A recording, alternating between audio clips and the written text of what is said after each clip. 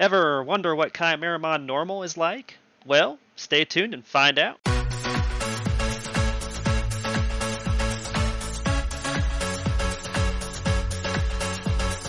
Hey my Chaos Warriors, and welcome back to the channel. Today's episode I'm going to do Chimeramon normal. I've actually been testing out GargoyleMon and my Magnamon here, so we're going to actually just take my Magnamon through it in this video tutorial that I'm about to do for it to show you exactly like how difficult it is.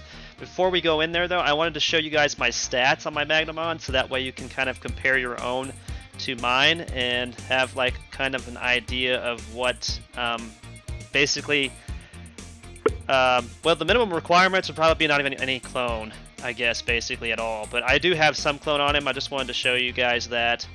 And obviously the reason why I'm going to use my Magnamon is because his evade is much higher than GargoyleMon. GargoyleMon is actually not even ranked at all, so like he has no rank at all, whereas Magnamon has an A+ rank, which puts him on tier with some of the low-end Mega levels, which is really nice.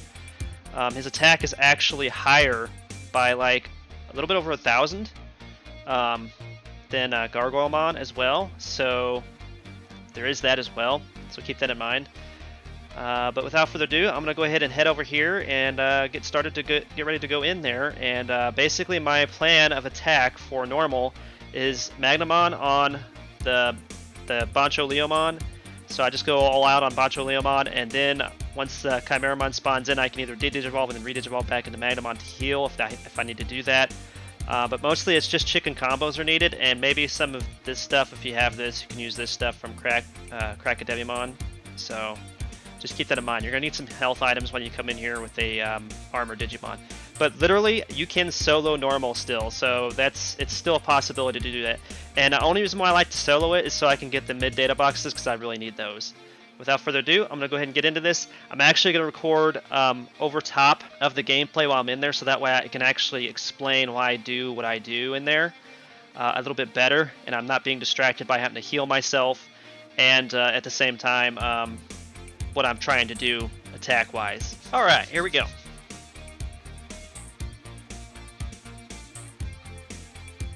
Alright, so this is going to be normal, and I'm going to use Magnamon for the entire battle, just because his evade is higher than GargoyleMon's.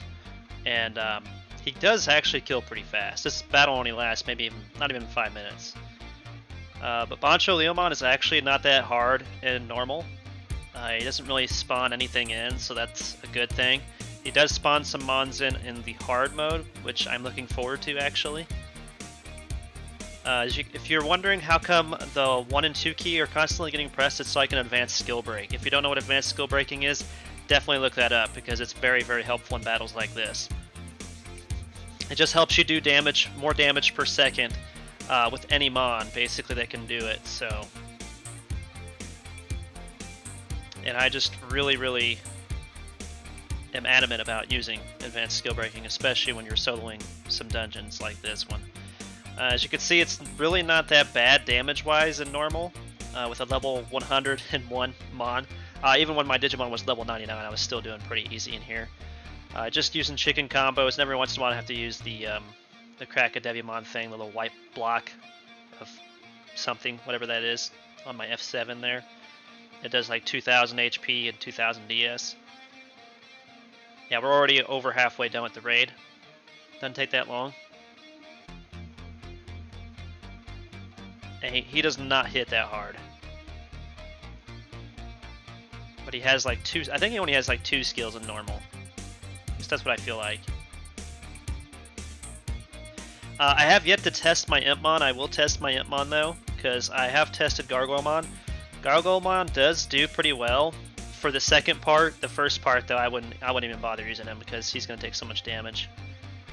But Magnamon is definitely a beast through the whole thing, which he should be anyway, because they're the original dungeons pretty much, except with the addition of BonchoLeomon. But it kind of throws you a little bit of a curveball, makes it a little bit more challenging than what it used to be. And then Chimeramon will pop up right behind you. And the important thing that we gotta take into account for Chimeramon is at 30% he'll start spawning in Monochromons. most generally at 30%. I think it's actually been spawning in at like 40%, 30%, 20%, and 10%. So I've been killing like 3 or 4 monochromons at each time that I do this raid. As you can see, his skill damage is really not that overpowered. Again, chicken combos, basically all I need. I could actually advance skill break with all 3 of my skills if I really wanted to, and I do eventually start doing that, but I usually wait until like the first spawn comes in, so like the Skull Greymon. But I don't think I'm actually doing any damage to the spawns, because they're not close enough whenever I'm doing them. So I just try to pay attention and wait for the monochromon, and when the monochromon comes in, I'll just start attacking him instead of worrying about the Chimeramon at all anymore. So there is that. So you can see it does not take very long with advanced skill breaking to actually take him down to 50%. So, and then just literally watching his percentage drop as you're going, because it's still taking attack damage at the same time he's taking skill damage. And there's our first monochromon at 40%.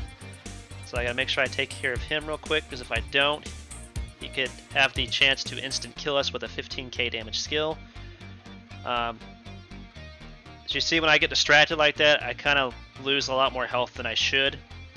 So that's when I have to start using the Digimon health item, which it's okay. I mean, it's not that bad. I'm not going to lose that much health. And I'm taking some damage from the other mons that spawn up too. Just a little bit, not too much. It's going to be kind of difficult for hard, I feel like, just because the fact that I'm going to have to start paying attention to my health a little bit better. And obviously I'm going to need some more levels too, so I'll try to get my guy up to like level 120 before then, hopefully. And there was another monochromon, so that's 2 that I just did. I think there's 3. I think that's all I had to worry about this time around, was just 3. Yeah, there's the 3rd one. So I'll take care of him, and then once he's gone, yeah, now I'm taking skill damage from the Garurumon and the Skull Greymon as well. So the Kuwagamons are nothing. their effect skill on Magnamon can instantly kill them. But that's it. Basically, at the end here, you want to make sure you pick up any boxes that drop, because that's your mid data boxes. Just keep in mind they always drop down there. You can also scan those little codes after the end of the battle to get them as well. But that's normal. That's pretty much it in a nutshell. I mean, it's really not that complicated. It's not that hard to solo it. And that's just with a little bit of clone, as you saw earlier. And as you can see, I'm going to turn in my Lab B, because I'm still working on that. Until then, I hope you guys enjoyed this episode, and I'll see you in the next one. Peace out.